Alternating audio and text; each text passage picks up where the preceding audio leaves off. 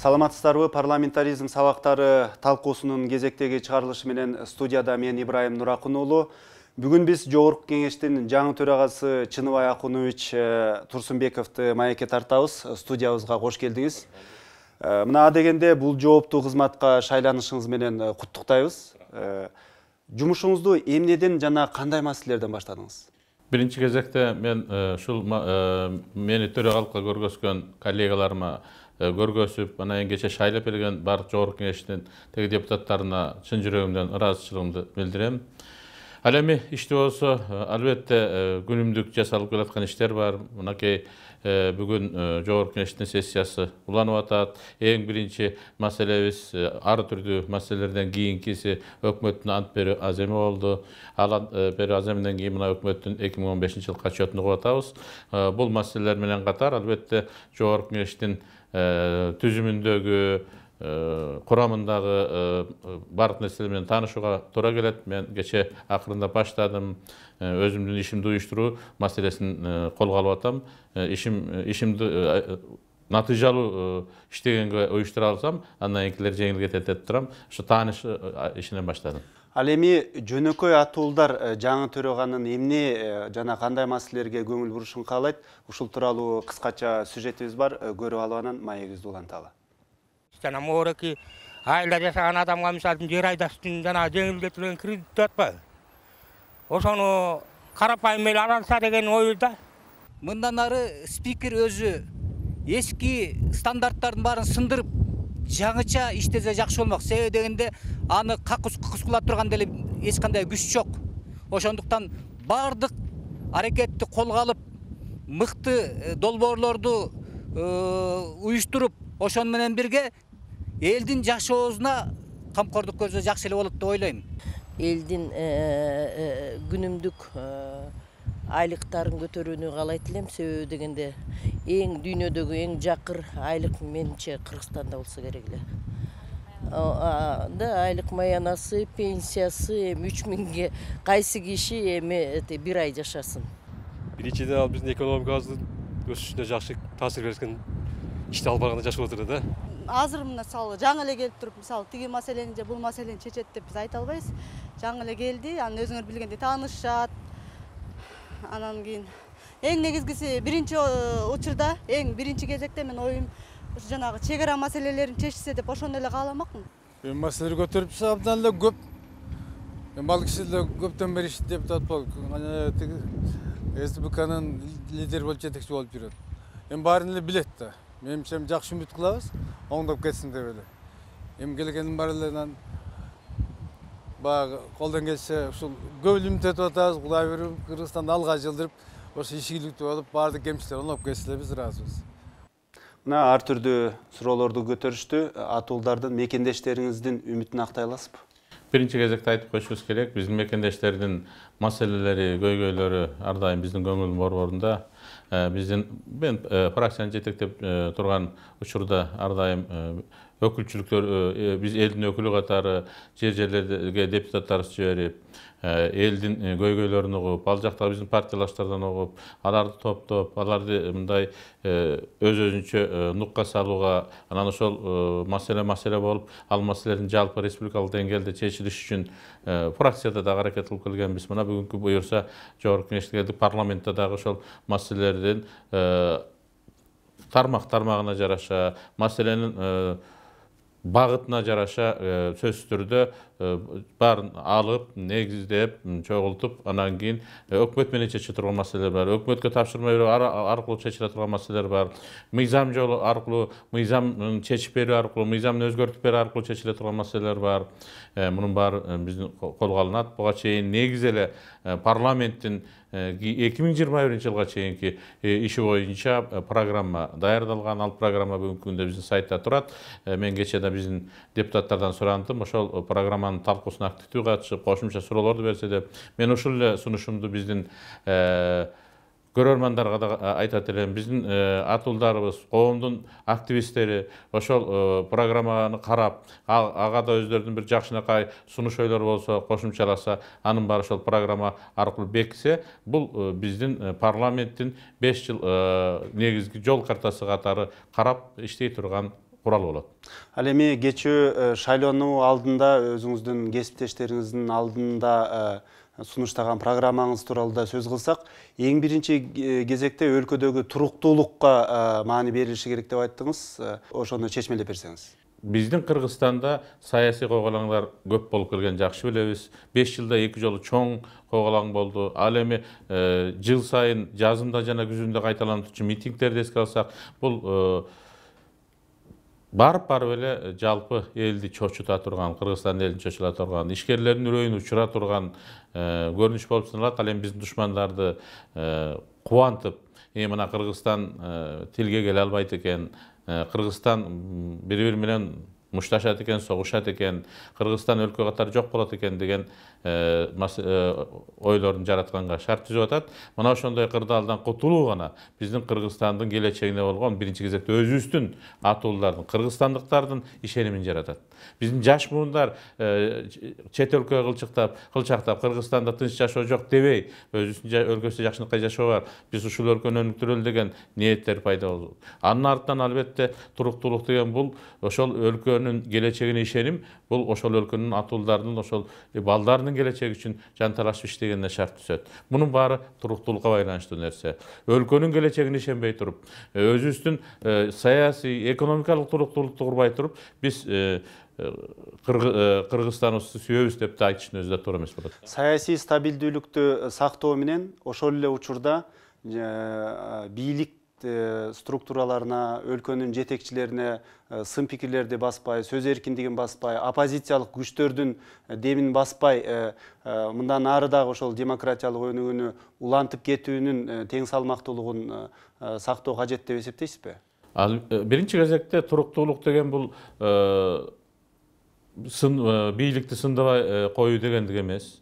Туруктуулук деген бул ошо мезгилдүү басма сөз болобу, коомдун өкүлчүлүктөрү болобу, оппозиция болобу, бул бийликке анын жаза баскандарына сын айтпай коюу дегендик эмес. Тескерисинче, бүгүнкү күндө керек болсо позицияда тургандар же коалициялык көпчүлүккө кирген жогорку кеңештеги фракциялар өздөрүнүн өкмөтүнө тынбай сын айтып келатат.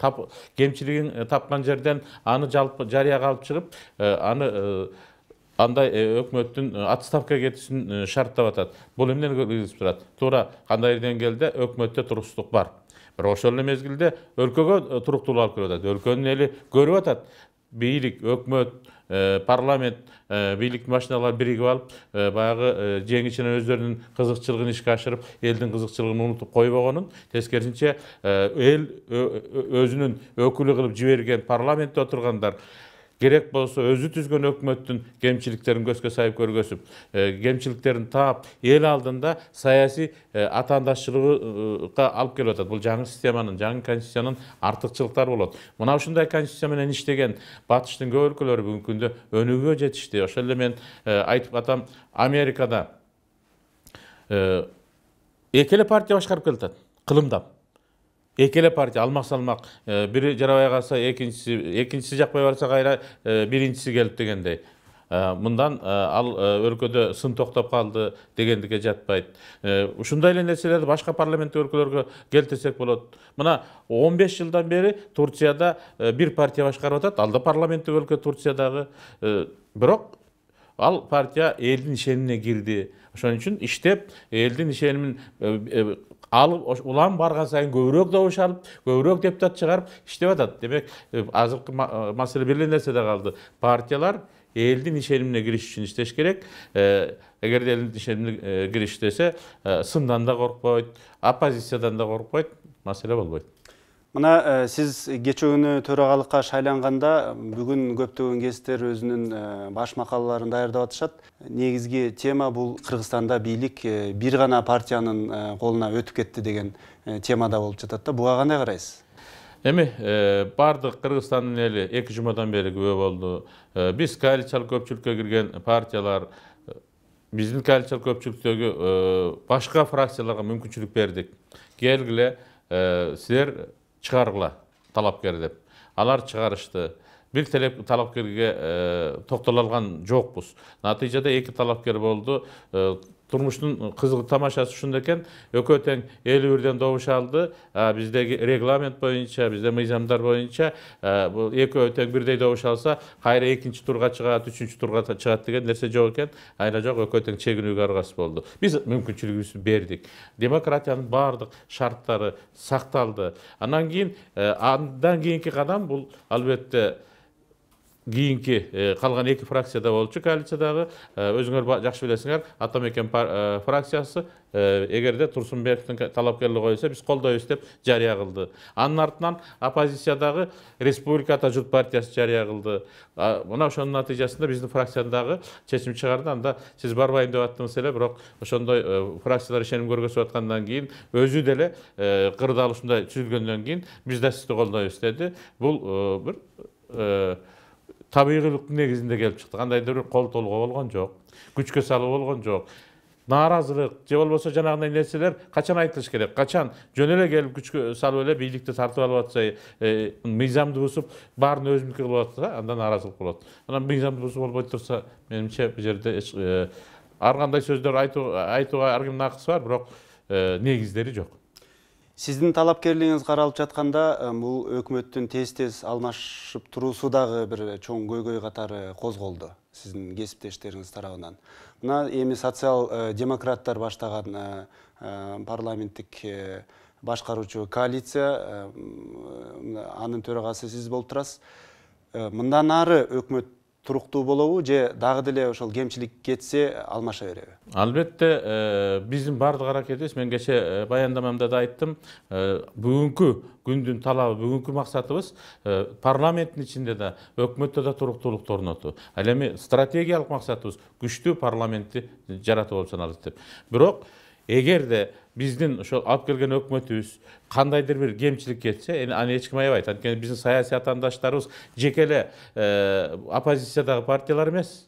Биздин саясий атаандаштарыбыз жөн эле мындай карапайым көчөдө жүргөн саясатчылар эмес. Биздин ар бир партиянын саясий атаандашы анын жанындагы жүргөндөр, керек болсо коалициядагы партиялар мына шайлооло көргөздү. Бир эле коалициядагы эки партия бири-бирине ыра көрбөй бири-биринен талапкер чыгарды. Кече деле мына альтернативалуу негизде чыктык. Мындайча айтканда, менин талапкерим жеңип алат деген үмүт болгон үчүн талапкер чыгара берет. Ошон үчүн өкмөт эртең күнү бир ката кетирсе экен деп аңдып турган күчтөр жетиштүү. Parlamentте да, биринчи кезекте парламенттин өзүндө. Ошондуктан эгерде биздин өкмөт, мына бүгүнкү алып келген өкмөт кандайдыр ката кетирсе, ал дароо жарыя болот, дал ушул эле парламентте талкууга алынат, жаза баспаганга аракет кылыш керек. Жаза баскан жерде албетте өкмөттүн туруксуздугу келип чыгат. Жогорку кеңештеги сөзүңүздө шайлоочуларды шайлоо учурунда эле эстебейли деп айттыңыз. Муну менен эмне дейин дедиңиз? Бул Жогорку кеңештин парламентарийлердин, депутаттардын 3 функциясынын бирөөсү өкүлчүлүк. Биз баарыбыз жакшы билебиз, 5 жылда бир шайлоого барабыз. Бирок ошо шайлоого барган учурда эл дайыма депутат болобуз деген шайлаа күнү эле келип каласыңар деген дооматтарды бардык партияларга айтып келатышат.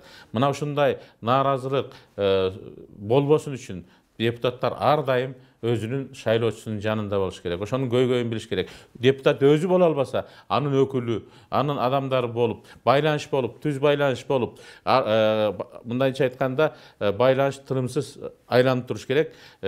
Шайлоочудан депутатка, депутаттан кайра шайлоочуга жетип тура тургандай система түзүлүш керек. Ошондо шайлоочу ар дайым билет. Анын шайлаган депутаты иштеп атат. Анын шайлаган депутаты шайлоочуну эч качан унутуп калбайт. Ар дайым анын маселесин, көйгөйүн эстеп, кеп кылып, ошону чечип бергенге аракет кылат деп турат. Мунун арты эмне болот? Мунун арты андай шайлоочу өзүнүн андай депутатынан котулгусу келбейт, жаңы депутат издегиси келбейт, же жаңы саясий күч издегиси келбейт. Бул дагы ошол өкүлчүлүктүн күчүн арттыруу, өкүлчүлүктү жакшырап жолго коюу, ал партиянын өмүрүн узартат. Кийинки 5 жылдыкта да шайлоого мүмкүнчүлүгү түзөт. Андан кийинки дагы. Мына ошол максатта иштеш керек. Сандан сапат деп айттыңыз. Мыйзам кабыл алуунун сапатын кантип өзгөртсө болот? Бир канча жолу бар. Биз мурда чакырылышта ошол кездеги кырдаалдан улам, объективдүү себептерден улам деп айтып атам.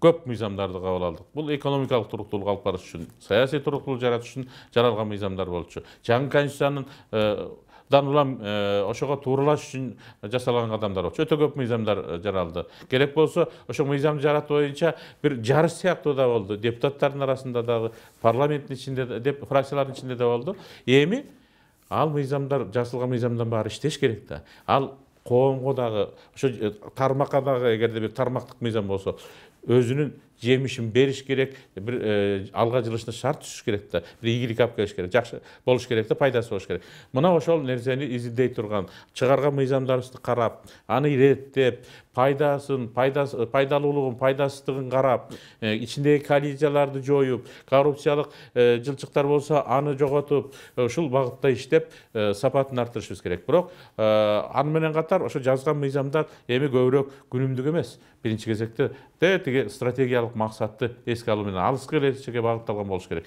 Муну көбүрөөк өкмөт жасаш керек, анан өкмөт бизге алып келиш керек. Биз ошол стратегиялык максаттарга багытталган мыйзамдарды канчалык сапаттуу чыгат деп ошонун үстүнөн иштешибиз керек. Анын үчүн жана 5 экспертиза деп атпайбызбы?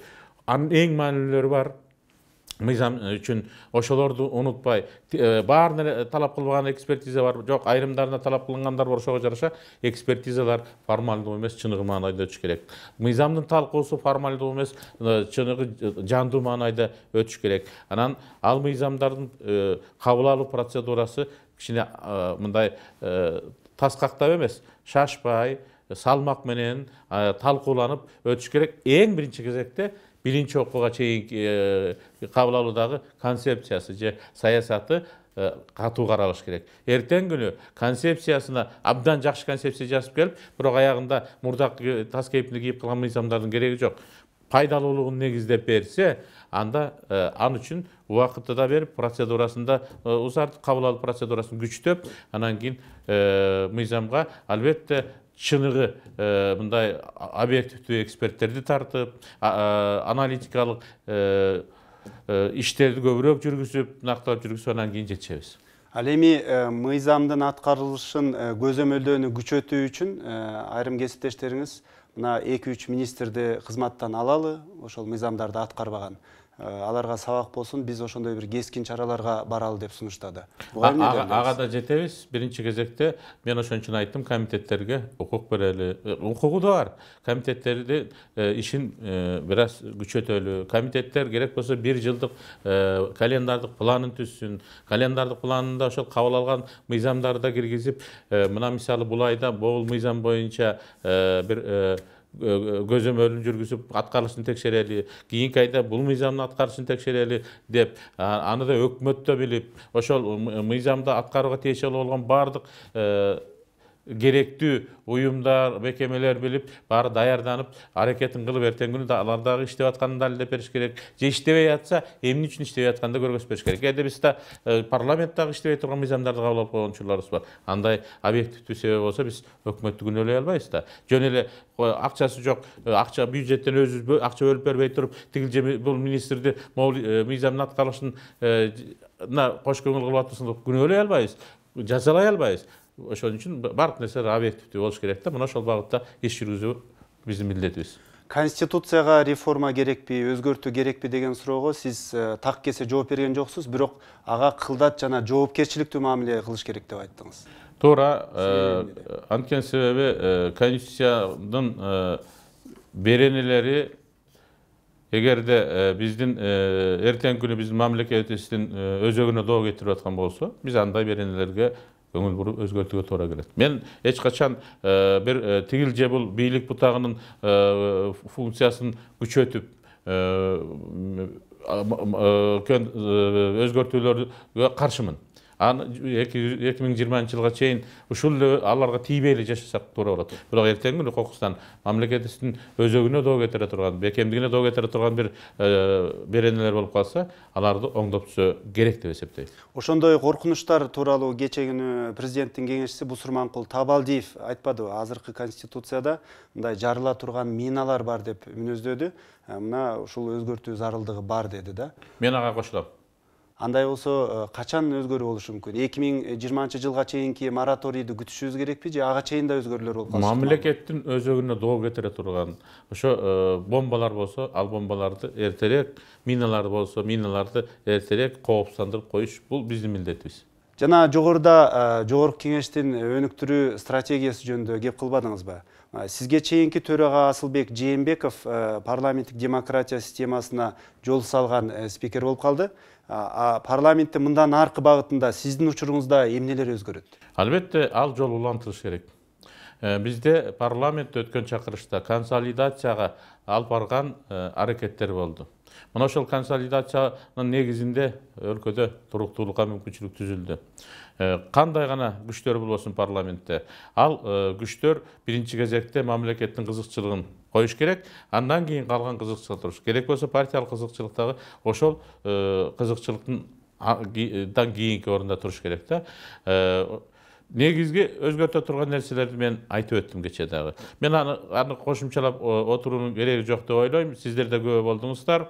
Ошол эле 3 функциясы бар. Билесиңер, мыйзам чыгаруу органынын ошол эле мыйзамдардын сапатын жакшыртуу, комитеттердин эки өкмөт менен парламенттин ортосундагы байланыш, негизги байланыштыруучу звено катары ролун күчөтүү, ишин күчөтүү, мыйзамдардын аткарылышынын көзөмөлүн күчөтүү сыяктуу маселелер. Эл менен эл өкүлдөрүнүн элдин өкүлчүлүгүн милдетин аткарышын күчөтүү сыяктуу маселелер бар. Албетте ал үчүн көп убакыт дагы, чыгым да талап кылынат, бирок ошого жараша анын берекети болот. Бунун баары тең биздин алда турган маселелер. Андан сырткары мен коом менен байланышты, парламент ортосу байланышты кантип күчөтүшүбүз керек, коомдун парламентке болгон ишеничин кантип күчөтүшүбүз керек, жанагы эле маселелерден келип чыгат баары тең. Эл аралык аренада парламенттин ролун, биздин депутаттардын ролун жөнүндө айтып өттүм. Аны күчөтүш үчүн, ошо эл аралык аренада Кыргызстан эмне үчүн биздин парламент, депутаттар кандай иштеш керек экен, ал жөнүндө өзүмдүн пикирлеримди ортого салдым. Айтор, анын ичинде ушул деги эле акырындап биздин жогорку кеңештин аппаратын кантип абдан күчтүү аппаратка айландыруу маселелери. Айтмакчы, ошол сиз парламенттин ишине жанагы көп тил билген, азыркы технологияны түшүнгөн, заманбап адамдарды алып келип ошолор менен толукташ керек деп да белгилебедиңизби? Бул качан ишке ашат? Бул эми бул азыркы иштеп аткандарды айдап ордунап келүү дегенге жатпайт. Алар коопсузданбай эле коюш керек. Бул акырындап табигый түрдө дагы алмашуу процесси жүрөт. Кээ бирөө чоңоюп башка кызматка кетет. Ар кандай себептер болот. Бирөөсү пенсияга чыгып кетет. Ошондой учурда сөзсүз ордуна өң тааныштык менен эмес, ордуна жөн эле мындай эптеп эмес, чоң бир атаандашчылыктын негизинде, бир конкурстук негизде тандоолор болуп, жанагындай өзүнүн башка кесиптештеринен караганда көбүрөөк көтөрүлүп турган, мүмкүнчүлүгү жакшы, профессионалдык деңгээли жакшы, жанагындай көп тил билген жаштарыбыздын келиши парламенттин келечегине бир жакшы мүмкүнчүлүк ачып берет деп ойлойм да. Урматтуу төрага, ушул кызматка шайлангандан берки эң биринчи телемаегиңизге терең ыраазычылык билдиребиз. Ишиңизге ийгилик. Ушуну менен парламентаризм сабактары көрсөтүүбүздү жыйынтыктайбыз. Саламатта калыңыздар. Парламент радиосу Кыргызстандын бардык аймактарында. Бишкек FM 90,2, Ош FM 105, Баткен FM 101,5, Жалалабад FM 100,5, Нарын FM 98,7, Талас FM 90,3, Чүй FM 90,2, Ысык-Көл FM 92,6. Иш күндөрү саат 9-дан 17:00 чейин парламент радиосун уга аласыздар. Ар дайым биз менен бирге болуңуздар.